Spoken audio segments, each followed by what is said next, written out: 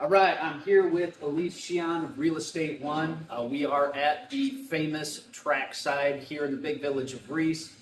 Shout out to Mary for letting us use her establishment. Follow them on Facebook.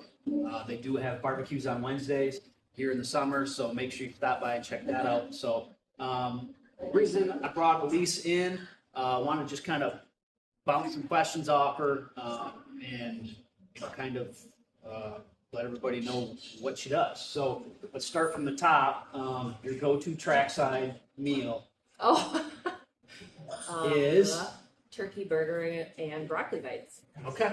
All right. It's the best. Okay. Everything's good though. Yeah, the Wagyu burger. Oh, Yes. Burgers are good. Yeah. Prime. Also, shout out to Josh McKell getting his own sandwich. Oh yeah, You that's gotta you're try the special if you have your own name on the menu. You gotta That's get true. Yeah. All right. So as far as real estate agents go, like, what is the draw? What is the purpose? You know, like if I'm a new home, looking for a new home, why get a real estate agent, not just start shopping myself?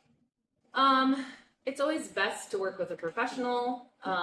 If you call the listing agent, they're working for their seller, so it's best to work with an agent that has your best interest in mind. So having a buyer's agent who works with first-time home buyers all the time, or even if you're a repeat buyer, it's just good to have someone that has knowledge in the business, good rapport within agents and other customers, and can write really strong offers in the market for you and know the market conditions.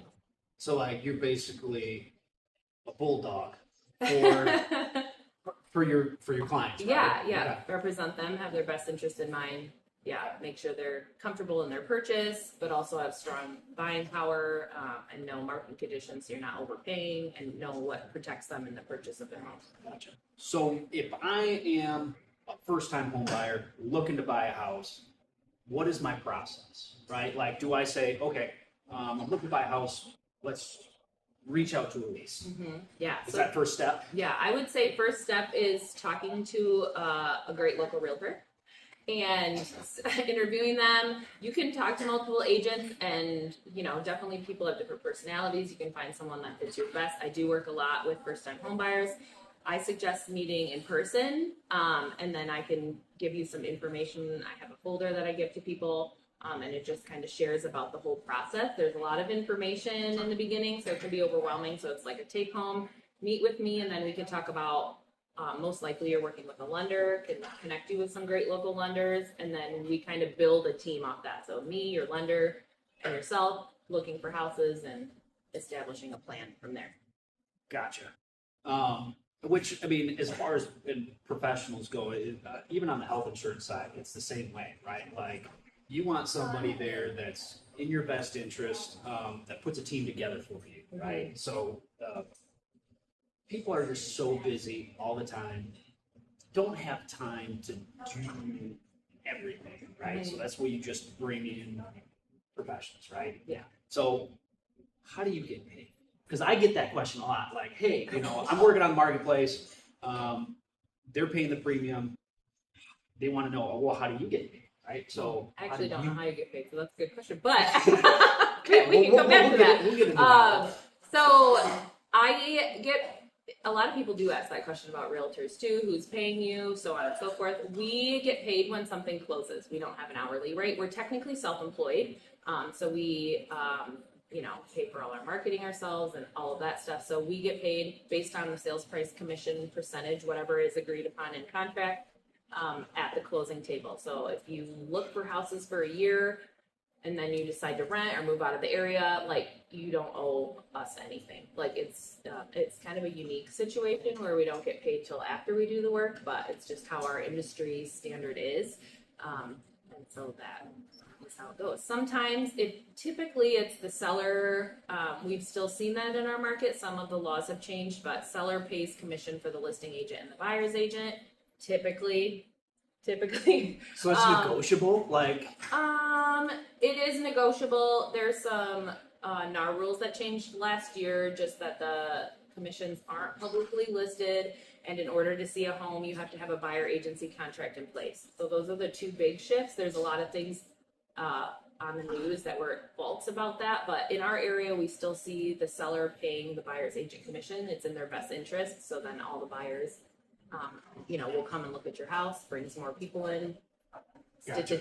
Statistically speaking, that works best in your favor, because the seller is the one getting the equity from the sale. So typically that is how it works. Obviously, every situation is different, but that's usually how we see it. Gotcha. Well, because in our world, like, it's not negotiable. Our commissions are built into the premium, right? So, like, if somebody goes on Marketplace and they get, they get a plan and they don't use an agent, they're paying for an agent and not getting it. So that's what I tell everybody. It's like, hey, look, if you're on Marketplace and you don't have an agent, go find it. So that way, if you do have claims issues, if you do have billing issues, like, you might just have someone. You're already paying for it anyway. It doesn't save them money. Right, it doesn't. I know there's, home and auto companies where you can go direct to the insurance company and it saves, it doesn't work that way in health insurance. So, yeah. I know that you've done some commercial stuff. Are you still doing commercial real estate? I do primarily residential, but I do dabble in commercial. Commercial's a completely different ballgame from residential. That's what I was wondering. Yeah, it's just a really different market. I'm always happy to look at commercial, and if I feel like I don't have enough knowledge or it's not in my wheelhouse, I can refer you to a great commercial agent. But I do have commercial listings. I just primarily have done residential just from experience. So is that how Real Estate One comes in as your broker? Like, you can bounce ideas and get knowledge off of them? Yeah, it's so we're tied to a brokerage. I'm Real Estate One, great company, #1 real estate company in Michigan, family owned forever. And we work with all agents, no matter what brokerage they are. But what the brokerage does for us is we work under a broker and they provide us information as far as like tech training or just like general support or connecting with other agents in the area. So, if you were like, hey, I'm moving to Traverse City, I'm going to hook you up with a great Real Estate One agent in Traverse City, and help out that way. So it's a great, my broker owner and my manager are amazing, well respected in the area. And so they're a great wealth of knowledge to bump any ideas off of if I need anything too. So does that make, like, I guess, as far as location goes, right? Like you said, somebody moves to Traverse City, you're going to refer them to somebody. I mean, can you personally, do you work out? I mean, technically our licenses are statewide, so I could technically do anything in Michigan. However, it takes a long time for me to get to Traverse City. Right. So generally speaking, I work from Reese in an hour radius. So it's mostly Bay, Tuscola, Midland. I do dabble in like Genesee, Tuscola, obviously. But outside of that, I can't do my best for my close clients just because it takes me all day to drive to Traverse City and back because a lot of my job is driving. So it's best to just get someone local that knows the area that can serve them in a faster capacity than I could get to them. Okay. And we've talked a lot about buying. What about selling a house, right? Like, what is the timeline? What are the expectations? And I understand, like, the housing market is all over the place, right? And that plays a big part of it, and interest rates. But like, okay, if you're going to put your house up for sale, what are the expectations for you as the agent and for the seller as far as time? Yeah, so it depends on if it's your primary residence or if it's an estate, just to make sure that it's deeded correctly, so you have the right to sell the property if it's not your primary residence. So we make sure that the title part of it is all straightened out, because that can cause hiccups. But for generally speaking, a house that you live in, I can work as fast or as slow as you want. If you have it clean and ready to go, I hire professional pictures for all my listings. Grand Space Media out of Frankenmuth. It's owned by Ben Cable. He's an amazing photographer. He does all my images. I don't care how low or high priced your house is. I get professional images for all, because I don't care if you're 15 or 99, you look at the images online before you see a house. So best represent your listing, market it really well. So it just really depends on how quick you're ready to get it on the market. Realistically speaking, if your house is ready to go, we can get it listed in less than a week. But we can work through. I love to walk through houses when you're kind of getting them ready for the market. So I can say, yep, that project, you should do that. Nope, don't worry about that. So I see houses in all stages. I work with some sellers for a couple years before they're ready to sell, to put it on the market. Whoa. So I mean, every situation is different. Okay. All right. Well, I mean, that kind of wraps it up with questions on my end. I guess one of the reasons that I brought Alyse in is she's a great referral partner.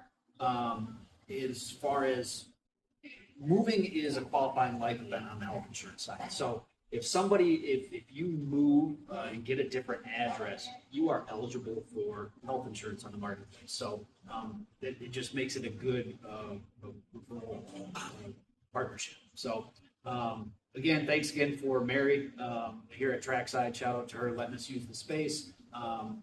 Follow Zimmer and Associates on Facebook. Follow Alyse on Facebook. I know she's always doing videos. Just to keep you informed on new listings. And we'll do this again here in a little bit. Thanks, Isaac. Yeah.